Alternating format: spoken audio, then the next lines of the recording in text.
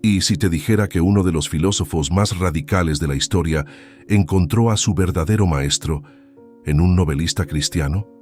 Nietzsche, el gran destructor de ídolos, no admiraba a Kant ni a Hegel, sino a Dostoyevski. ¿Por qué?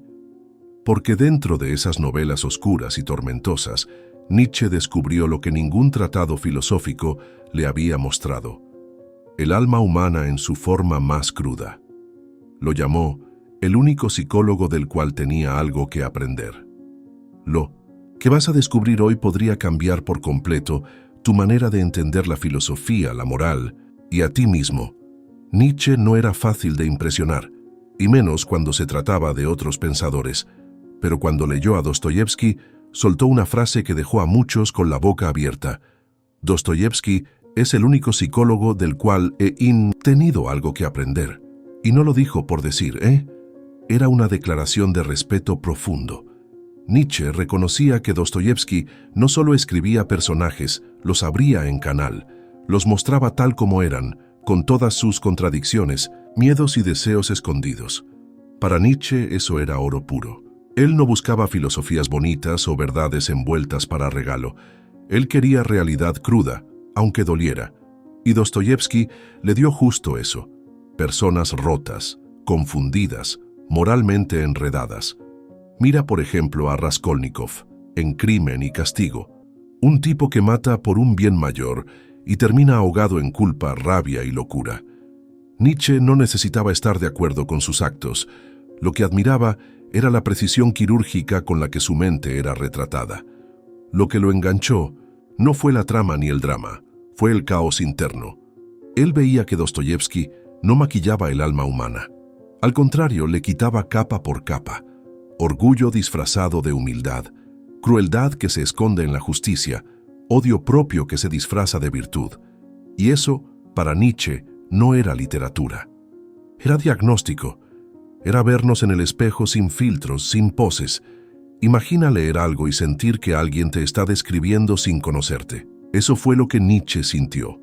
Porque los personajes de Dostoyevski no eran héroes ni villanos, eran humanos. Humanos que piensan una cosa, sienten otra y hacen una tercera. Nietzsche ya hablaba de eso, pero encontrarlo reflejado en novelas, eso fue otra cosa. Fue como encontrarse con un hermano del alma, aunque pensaran distinto. Además, Dostoyevski iba más allá de lo moral o inmoral. Se metía en lo incómodo, lo no dicho. Nietzsche adoraba eso. Sentía que, por fin, alguien más entendía que el alma humana no es blanca o negra. Es gris, contradictoria, y muchas veces se sabotea a sí misma. Y ahí, justo ahí, es donde empieza lo más interesante.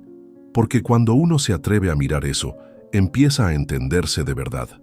Y Nietzsche, apenas estaba empezando ese viaje, fue en una librería, casi por accidente, que se topó con un libro que cambiaría todo. Y no era una edición perfecta, de hecho estaba llena de errores. Pero lo que encontró ahí lo marcó para siempre. Fue en 1887. Nietzsche caminaba por una librería en Francia, sin buscar nada en particular, cuando algo llamó su atención. Un volumen extraño, una traducción francesa de Dostoyevski, medio improvisada, mal armada, hasta confusa. Pero aún así, algo lo detuvo. Lo hojeó. Sintió ese golpe silencioso que uno recibe cuando encuentra una voz que resuena con la suya. Lo compró. Y sin saberlo, se estaba metiendo en uno de los descubrimientos más importantes de su vida. El libro en cuestión era una mezcla rara. Juntaba La Patrona con Memorias del Subsuelo, como si fueran una sola historia. Y claro, eso alteraba completamente la intención original de Dostoyevski. Cambiaron párrafos, mezclaron personajes, se tomaron libertades que hoy serían imperdonables. Pero Nietzsche, con su sensibilidad afilada, no se detuvo en las formas. Él leyó más allá de la estructura, leyó el alma. Es curioso, ¿no? A veces uno encuentra lo más valioso en los lugares más caóticos. Ese libro, con todo y sus errores, le reveló a Nietzsche algo que él llevaba buscando por años: una visión cruda, directa, sin censura, del alma humana.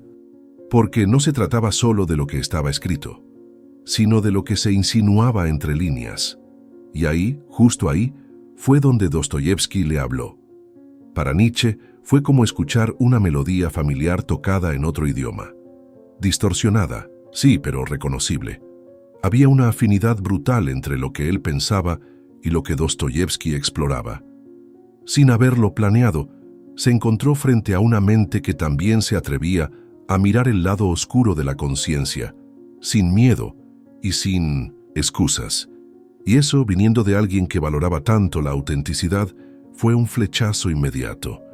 No fue una lectura cómoda. Nietzsche sintió incomodidad, irritación, hasta incomprensión en algunas partes. Pero eso es lo que pasa cuando algo te confronta. Cuando no puedes simplemente leer, tienes que enfrentarte. Y eso lo intrigó, lo mantuvo despierto. Fue como abrir una puerta que no se podía cerrar. Algo había sido despertado y no había vuelta atrás. Y claro, lo que más le sacudió no fue la historia como tal, sino el protagonista. Ese hombre del subsuelo, ese personaje incómodo, contradictorio, que parecía hablar desde las entrañas. Nietzsche no podía dejar de pensar en él. Y lo que descubrió al mirarlo más de cerca, lo dejó pensando por el resto de su vida. La traducción que cayó en 1900 manos de Nietzsche, siendo honestos, era un desastre técnico. Los traductores combinaron La patrona con Memorias del subsuelo, como si fueran capítulos de la misma novela. Agregaron párrafos que Dostoyevski jamás escribió y suavizaron pasajes que debían incomodar. Para cualquier académico, eso sería suficiente para descartarla. Pero Nietzsche no era un lector común. Él no buscaba la forma, buscaba la verdad, que se esconde debajo de las palabras. Y ahí estaba. A pesar del caos editorial, la esencia seguía viva, sobre todo en Memorias del subsuelo, ese pequeño pero poderoso texto que sigue causando incomodidad hasta hoy. La voz del protagonista, tan mordaz, tan contradictoria, le hablaba directamente al inconsciente. Nietzsche supo que ese personaje no era un invento superficial, era un espejo maldito, sí, pero fiel, y eso bastó para que el mensaje atravesara las distorsiones de la traducción. Es como si alguien te contara una historia mal contada, con errores, pero su mirada, su tono, te hicieran entender lo que realmente siente. Así lo vivió Nietzsche. Él sabía que las palabras podían fallar, pero la intensidad emocional esa no se podía falsificar. Dostoyevski, incluso mal traducido, transmitía angustia, ironía, desesperación, y eso era más valioso que cualquier fidelidad textual. En cierto modo, esa traducción defectuosa tenía algo que la hacía aún más inquietante, como un eco distorsionado que llega desde el subsuelo, literal y metafóricamente. Nietzsche, que ya sospechaba que la verdad del ser humano no estaba en sus virtudes, sino en sus contradicciones, encontró en ese texto una confirmación poderosa. No importaba que el envoltorio estuviera roto, el contenido ardía igual.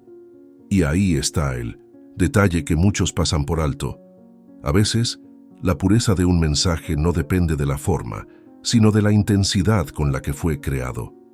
Nietzsche lo entendió al instante. No se quedó atrapado en lo que faltaba, se enfocó en lo que vibraba, y lo que vibraba ahí, en ese libro mal armado, era algo profundo, incómodo, innecesario. Fue entonces cuando Nietzsche empezó a obsesionarse con el hombre del subsuelo. Ese personaje lo desconcertaba. ¿Cómo era posible que alguien supiera tanto de sí mismo y aún así se saboteara?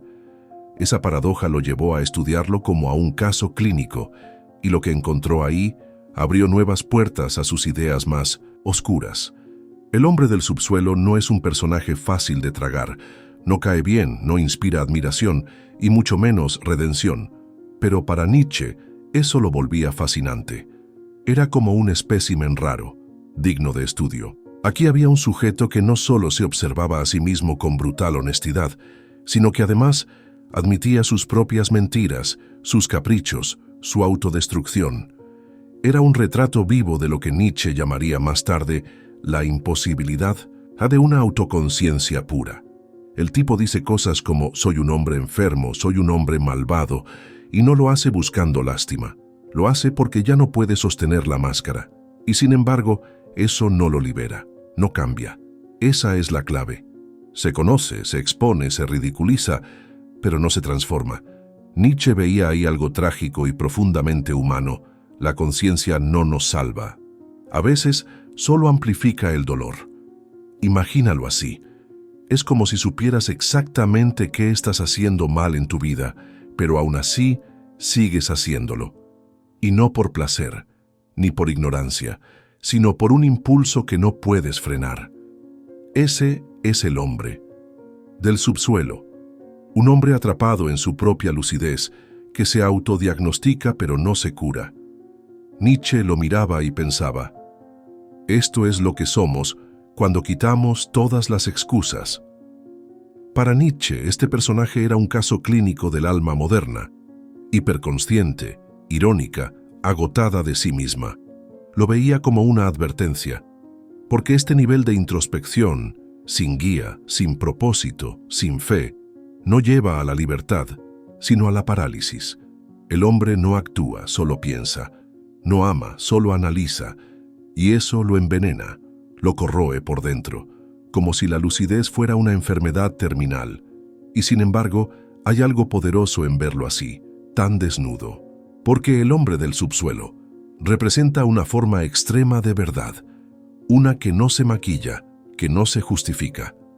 Nietzsche lo tomó como punto de partida para pensar en el alma humana como un campo de batalla constante, donde saber no significa sanar, donde el conocimiento de uno mismo puede ser una condena, y ahí es donde todo se pone más oscuro, porque este nivel de autoconciencia no viene solo, viene acompañado de algo que Nietzsche conocía bien, la tortura de pensar demasiado, de saber demasiado, y en ese desorden mental empieza a surgir una idea brutal. ¿Y si la conciencia, en vez de ser un don, fuera una maldición? La conciencia, esa joya que tantos celebran, para el hombre del subsuelo es una condena. Y Nietzsche lo entendía con una claridad incómoda. Pensémoslo así. Cuando uno se vuelve demasiado consciente de sí mismo, de sus motivos, de sus fallas, ya no puede actuar con naturalidad. Todo se vuelve cálculo, duda, autocrítica. Es como vivir con una lupa pegada al rostro, juzgando cada gesto, y eso, en lugar de liberarte, te enjaula.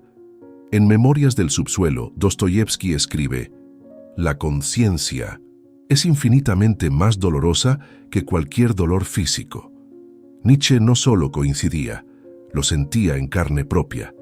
En sus propios escritos lo vemos confrontando esa lucidez que no te deja vivir ni morir en paz. Saber demasiado sobre uno mismo te arranca el consuelo de la ignorancia. Te deja desnudo frente a ti mismo, sin escapatoria. ¿Has sentido alguna vez que pensar demasiado te impide avanzar? Que mientras más entiendes, más difícil se vuelve actuar. Eso es justo lo que Nietzsche y Dostoyevski estaban explorando. Una mente que no puede dejar de girar, que se interroga a sí misma sin descanso, termina por desgastarse. Es como un motor encendido a toda hora, que finalmente se quema. Nietzsche intuía que en esa hiperlucidez se escondía una trampa, porque la conciencia no solo observa, también juzga. Y ese juicio, teñido de moral, de culpa, de expectativas, se vuelve un verdugo interno. Por eso decía que mirar demasiado dentro de uno mismo puede llevar a una forma de parálisis moral. Y el hombre del subsuelo es el retrato viviente de eso. Un ser que se mira tanto que termina por disolverse. Más inquietante es que cuanto más inteligente y sensible es alguien, más vulnerable se vuelve a esta tormenta interna. Nietzsche veía en la conciencia no una solución, sino una herida abierta. Una que no se cierra porque constantemente se examina, se rasca, se reabre. Y en ese proceso, el sufrimiento no solo no desaparece, se multiplica. Y claro, cuando ese sufrimiento se instala, no viene solo. Trae contradicciones, trae dilemas éticos, trae esa lucha constante entre lo que uno quiere hacer y lo que cree que debería hacer. Es ahí donde aparece una tensión psicológica que Nietzsche observó con precisión quirúrgica: la disonancia interna que quiebra al alma desde adentro. Lo que más perturbaba a Nietzsche del hombre del subsuelo no era solo su lucidez, sino su contradicción interna. Él deseaba ser honesto, sí, pero también quería parecer moral. Quería rebelarse contra las normas, pero al mismo tiempo ansiaba reconocimiento. Ese choque constante entre lo que siente y lo que muestra, entre lo que cree y lo que hace, es el corazón de su tormento. Y eso, Nietzsche lo identificó como una verdad universal del alma humana. ¿Te ha pasado que sientes una cosa, haces otra, y después intentas justificar ambas con lógica? Eso es disonancia cognitiva. Y en el caso del hombre del subsuelo, se convierte en un laberinto sin salida. Dostoyevski lo retrata como alguien que confiesa su miseria, pero también la defiende con orgullo. Nietzsche encontraba ahí un ejemplo perfecto del conflicto moral moderno. Queremos ser auténticos, pero también queremos ser aceptados, y esas dos fuerzas muchas veces chocan. Hay una escena donde el protagonista insiste en que sus actos son absurdos, pero no puede evitar repetirlos. Se humilla, se enfurece, se victimiza, todo al mismo tiempo. Nietzsche vio esto como una expresión extrema del hombre moderno, un ser partido por dentro. Alguien que ya no cree en las viejas reglas, pero tampoco ha encontrado nuevas que lo sostengan. Esa ambivalencia, ese tironeo constante entre el deseo y el deber desgasta. Para Nietzsche, este tipo de sufrimiento psicológico no era patología, sino espejo. Un reflejo de cómo vivimos divididos, pretendiendo coherencia mientras batallamos con impulsos opuestos. El hombre del subsuelo no era solo un personaje, era todos nosotros en nuestros peores días. Cuando fingimos estar bien, cuando callamos lo que sentimos, cuando actuamos por presión y no por convicción. Y es que la mente humana no está hecha para sostener dos verdades opuestas al mismo tiempo sin romperse. Nietzsche lo sabía. Eso su admiración por Dostoyevski, porque él no ocultaba esas grietas, al contrario, las exponía. El tormento del protagonista no era un defecto narrativo, era el punto, era el grito de alguien que no podía armonizar su conciencia con su deseo. Y claro, cuando ese dolor se vuelve crónico, cuando uno ya no puede escapar ni con la razón ni con la emoción, algo más empieza a gestarse, algo más oscuro, porque si no puedes hacerle daño al mundo que te hiere, entonces quizás empiezas a hacerte daño a ti mismo. Y ahí, justo ahí, aparece el ratón. Dostoyevski llama a este tipo de hombre el ratón, no porque sea cobarde, sino porque es pequeño en su acción pero inmenso en su pensamiento. El ratón no responde con violencia directa, no golpea la mesa, no grita, no se venga, al menos no abiertamente. En vez de eso, rumia su dolor. Levi da vueltas, una y otra vez. Lo guarda, lo cocina lento. Y Nietzsche vio en eso algo peligrosamente familiar, el germen del resentiment. Imagina a alguien que fue humillado pero no puede devolver el golpe. ¿Qué hace? Se lo traga. Sonríe por fuera y envenena por dentro. Nietzsche identificó ese patrón y lo elevó a categoría filosófica. Cuando el débil no puede vencer al fuerte, inventa un sistema de valores donde su debilidad es virtud. Así nace el resentimiento moral. Y ese ratón del subsuelo, silencioso, pero rencoroso, es su emblema. El ratón no olvida, no puede, no sabe cómo, y lo que no puede exteriorizar se convierte en pensamiento obsesivo. Nietzsche entendía que esa mente encerrada en su laberinto de heridas no busca justicia, busca revancha, pero disfrazada. Como quien dice, yo no haría eso porque soy mejor que tú, cuando en realidad desearía hacerlo, pero no puede. Es el inicio de una guerra secreta contra el mundo. Dostoyevski retrata al ratón como un ser que se dice libre, pero está encadenado a sus agravios. Nietzsche lo estudia y extrae una verdad brutal. El resentimiento no solo destruye la conexión con el otro, también corrompe el alma propia. Y aquí viene lo más perverso. El ratón empieza a disfrutar de su dolor, a convertir su sufrimiento en una medalla, en una excusa para no cambiar. Este tipo de psicología, Nietzsche la exploraría después, en la genealogía de la moral, donde analiza cómo la moral de los esclavos nace del resentimiento, donde los débiles se convierten en santos no por virtud, sino por frustración. Y aunque él nunca dijo que esto lo aprendió directamente de Dostoyevski, la semilla estaba ahí, plantada por ese pequeño y patético ratón subterráneo. Claro, cuando el deseo de venganza no se puede concretar, empieza a mutar. Ya no busca dañar al otro, busca castigarse a sí mismo, pero no de manera evidente, sino como un castigo secreto, como si el dolor fuera lo único que le da sentido. Y ahí empieza el ciclo de la autodestrucción. Hay algo profundamente inquietante en el momento en que la rabia no encuentra salida. Cuando no puedes vengarte de quien te hirió, ese deseo de revancha no desaparece, se transforma. Y eso, tanto Dostoyevski como Nietzsche lo vieron con una lucidez brutal. El hombre del subsuelo no se lanza contra el mundo, se encierra en su cuarto, se golpea con sus propios pensamientos, se sabotea en silencio. Porque cuando no puedes dañar a tu enemigo, te conviertes en tu propio enemigo. Nietzsche describió este fenómeno como una inversión del instinto. Esa energía agresiva que no puede ir hacia afuera se da vuelta como una serpiente y ataca hacia adentro. El resultado es un tipo de dolor que no libera, sino que encadena. Ya no se trata de justicia, ni siquiera de venganza. Es una especie de masoquismo existencial, donde el sufrimiento se convierte en refugio, en algo que duele, pero que se siente familiar. El hombre del subsuelo dice: yo soy culpable, lo entiendo, me castigo, pero no cambio. Esa frase resume todo.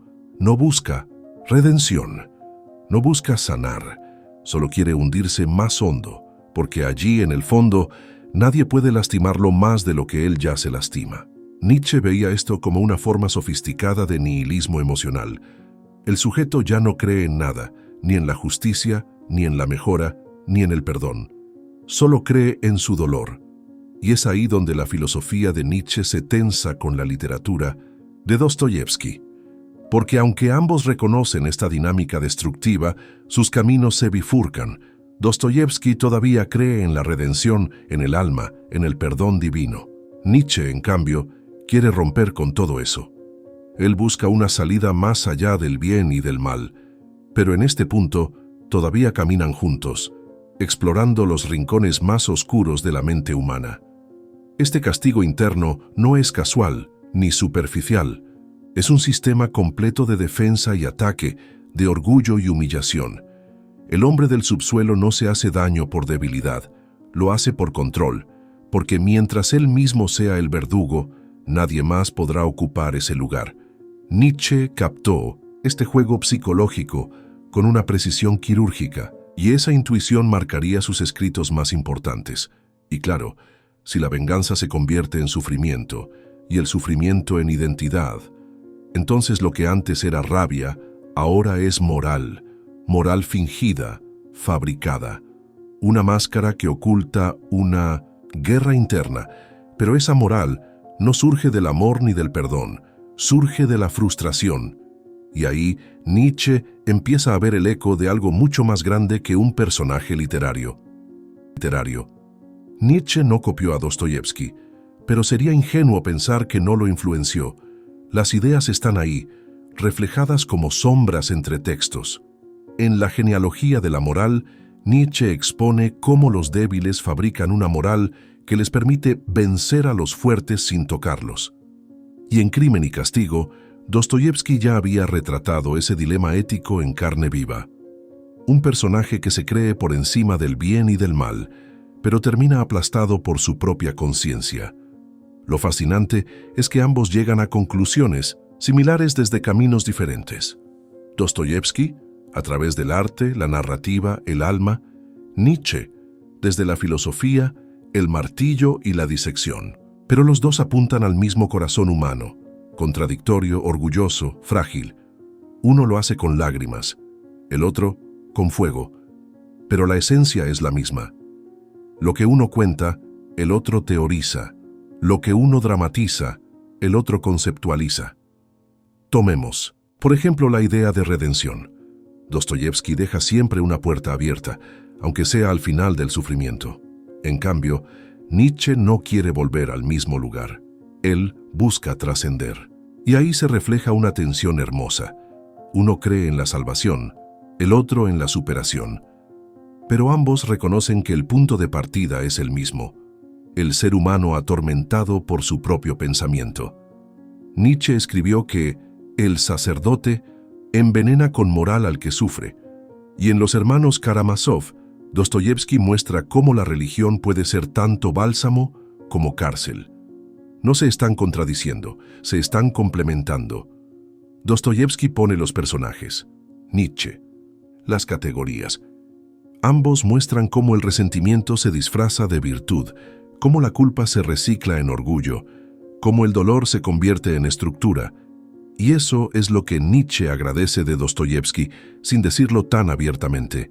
Él ya había pintado con palabras lo que Nietzsche aún estaba afinando con conceptos.